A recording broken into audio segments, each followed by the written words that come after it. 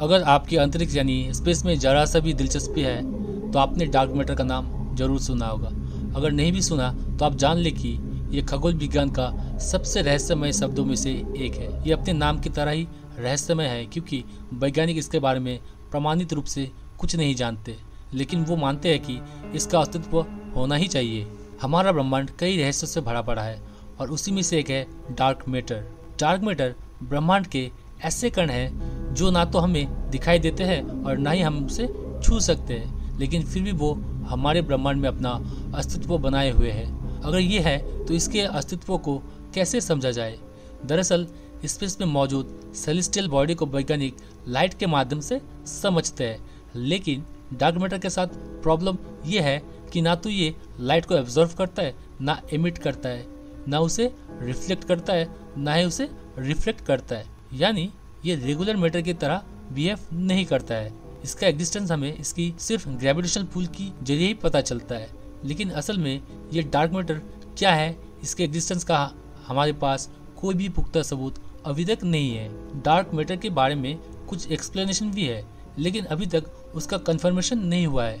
लेकिन कई स्टडी बताते हैं कि अगर डार्क मैटर और डार्क एनर्जी है तो ब्रह्मांड 68% डार्क एनर्जी, 27% डार्क मैटर और बाकी 5% दिखाई देने वाले रेगुलर मैटर से बना है। हम लोग जो कुछ भी देखते हैं, प्लैनेट्स हो गया, मून्स हो गया, मैसिव गैलेक्सीज हो गया, आप जो ये वीडियो देख रहे हैं, ये सब यूनिवर्स का सिर्फ 5% हिस्सा ही है। डार्क एनर्जी जो है वो यूनिवर्स को एक्सपेंड करने में मदद करती है और जो डार्क मैटर है वो यूनिवर्स को बंधे रखने में मदद करती है। चलिए पहले डार्क मैटर और रेगुलर मैटर के बीच की डिफरेंस क्या है और ये कहाँ से शुरू हुआ है वो समझ लेते हैं। गैलेक्सी क्लस्टर ब्रह्मांड में बनी कई गैलेक्सी का समूह होता है। आकाशगंगा के द्रव्यमान से उत्पन्न ग्रेविटेशनल फोर्स इनको एक दूसरे से जोड़े रखने में मदद करता है। जितना ज्यादा द्रव्यमान होगा उतना ही मजबूत तरीके से ये आकाशगंगाएं एक दूसरे से जुड़ी हुई होती है। जैसे हमारी पृथ्वी अंतरिक्ष में घूम रही है, वैसे ही ब्रह्मांड के हर सेलेस्टियल बॉडी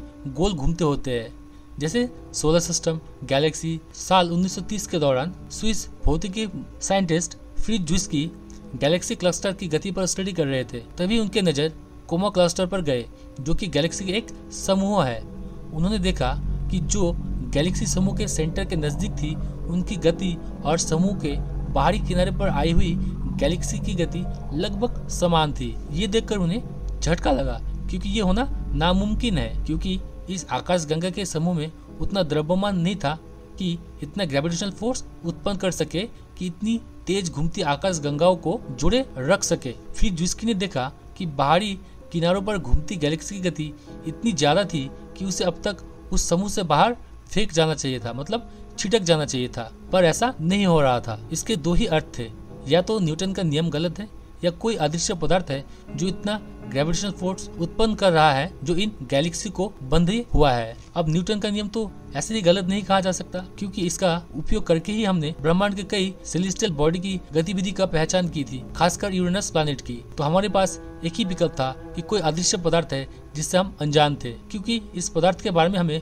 कुछ पता नहीं था। इसी वजह से इसे डार्क मैटर नाम दिया गया। इसके बाद साल 1970 के आसपास भौतिकी विज्ञानी बेरा रूबिन ने भी ये स्टडी सिर्फ एक गैलेक्सी पर किया।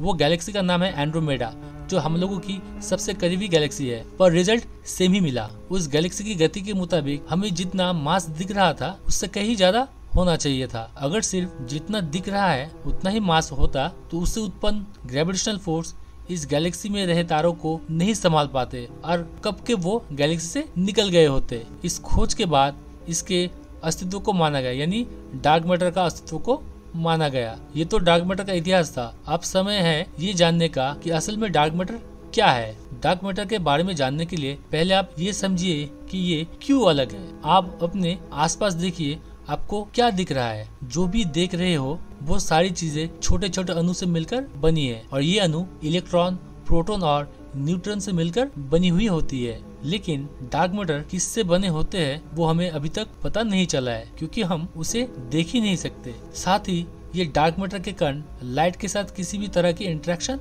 नहीं करते, न प्रकाश को एब्जॉर्व करते और न ही उसे एमिट करते हैं। यहाँ तक कि अगर लाइट या दूसरे लाइट वेव इसके बीच से निकल जाते हैं तब भी कुछ नहीं होता। तो फिर इसका पता कैसे लगाए कि डार्क मैटर कहाँ पर है? इसका जवाब है ग्रेविटेशनल फोर्स। 4 फंडामेंटल फोर्स में सबसे कमजोर ग्रेविटेशनल फोर्स है।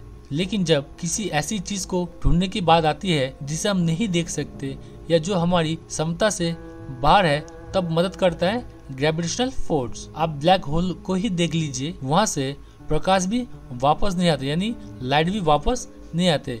इसी वजह से हम कभी उसे नहीं देख सकते। लेकिन इसके द्वारा उत्पन्न ग्रेविटेशनल फोर्स हमें बताते हैं कि ब्लैक होल कहाँ पर है। कुछ इसी तरह के ही डार्क मैटर का साथ भी है। जब लाइट इसके नजदीक से पास होता है तब उसके मास की वजह से उत्पन्न ग्रेविटी उस प्रकाश को अपनी तरफ खींचती है। इनसे प्रकाश मुड़ जाता है। वैज्ञानिक ग्रेविटेशन लेंस की पद्धति का उपयोग करके ये देखते हैं कि इस प्रकाश का मेन सोर्स क्या था और वहीं से आते वक्त ये प्रकाश कहाँ मुड़ा है। ऐसी जगह जहाँ प्रकाश बेंड हुआ हो लेकिन कोई सेलेस्टियल बॉडी ना दिख रही हो, तब पता चल जाता है कि इस जगह पर डार्क मैटर मौजूद है। एक दूसरा रास्ता डार्क मैटर को ढूंढने का है Fermi gamma ray space telescope. नाम से पता चल रहा है कि ये टेलीस्कोप अंतरिक्ष से आने वाले गामा रे को पकड़ता है, जो कि सबसे पावरफुल प्रकाशीय तरंगे होती है। जब डार्क मैटर के 2 कण आपस में टकराते हैं तब माना जाता है कि उसमें से यही तरंगे उत्पन्न होती है। इस टेलीस्कोप का इस्तेमाल करके उन वेव्स के उद्गम स्थान का पता लगा सकते हैं, पर ये अभी संभव नहीं है क्योंकि फर्मी टेलीस्कोप कई समय से अंतरिक्ष में था ही नहीं, जिससे वैज्ञानिकों के पास डार्क मैटर को समझने के लिए पूरा डेटा ही नहीं है। रिसेंटली डार्क मैटर को आइडेंटिफाई करने के लिए एक एक्सपेरिमेंट कंडक्ट करवाया गया है। चलिए इसके बारे में जान लेते हैं। ये एक्सपेरिमेंट का नाम है जेनोन 1T। इस एक्सपेरिमेंट को इटली की लेबोरेटरी की जमीन से गहराई में स्थित रिसर्च फैसिलिटी में कंडक्ट करवाया गया था। इस प्रोजेक्ट में कई प्रयोग शामिल है जिनका उद्देश्य वीकली इंटरेक्टिंग मैसिव पार्टिकल का स्टडी करना था। जेनोन 1T नाम के इस प्रयोग के आंकड़ों ने वैज्ञानिकों को चौंकाने वाली गतिविधियां दिखाई। फिलहाल रिसर्चर्स ने ये दावा नहीं किया है कि उन्होंने डार्क मैटर का पता लगा लिया है, लेकिन उन्हें कुछ ऐसे संकेत मिले हैं जो समझाया नहीं जा सकते हैं। उनके पीछे कई कारण हो सकते हैं। जब किसी प्रकार के ऑब्जर्वेशन में उम्मीद से ज्यादा कोई घटना दिखाई दे जाए तो वैज्ञानिक इसे एक्सेस का नाम देते हैं। ऐसी एक्सेस का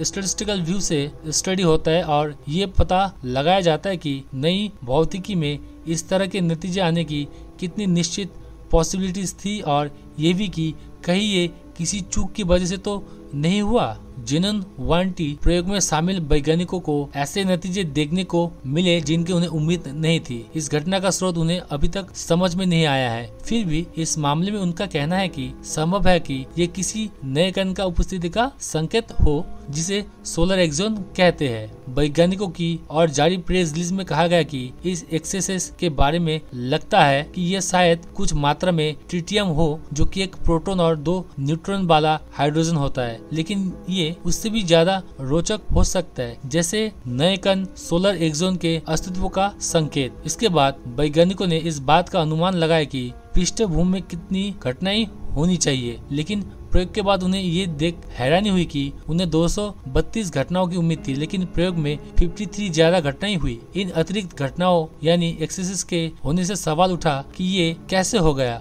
और इनका स्रोत क्या था। कुछ वैज्ञानिकों का कहना है कि जो एक्सेस प्रयोग में ऑब्जर्व किए गए हैं उनके एनर्जी स्पेक्ट्रम देखने पर पता चला है कि वो सूरज में पैदा होने वाली एक्सोन के जैसे है। एक्सोन के बारे में कहा जाता है कि सूरज उनका सबसे बड़ा स्रोत हो सकता है। इन्हें डार्क मैटर की श्रेणी में नहीं रखा गया है, लेकिन इन्हें अभी तक देखा या ऑब्जर्व नहीं किया जा सका है। ये इस तरह का पहला मामला होगा। अगर साबित हो सका तो इसका भौतिकी और अंतरिक्ष भौतिकी पर गहरा असर हो सकता है, जो भौतिकी के मूल सिद्धांतों को समझने में मददगार भी हो सकता है। इसके अलावा एक मत ये भी है कि जेनोन 1T डिटेक्टर में ट्रिटियम की उपस्थिति के कारण भी ये एक्सेस हो सकते हैं। तो एक मतानुसार ये न्यूट्रिनो की वजह से भी हो सकता है। डार्क मैटर को लेकर बहुत सारी थ्योरी है, जैसे कि वो ब्लैक होल है या सफेद बौने तारे हैं, लेकिन इन चीजों को हम आसानी से खोज सकते हैं और स्टडी भी कर सकते हैं। यहाँ तक कि हम इनके कुछ फीचर्स के बारे में भी जानते हैं। लेकिन जिस जगह पर डार्क मैटर उपलब्ध होता है वहाँ इस तरह के कोई संकेत नहीं मिलते जो बताते हो कि डार्क मैटर इनमें से कुछ है। डार्क मैटर एंटी मैटर भी नहीं है, क्योंकि जब एंटी मैटर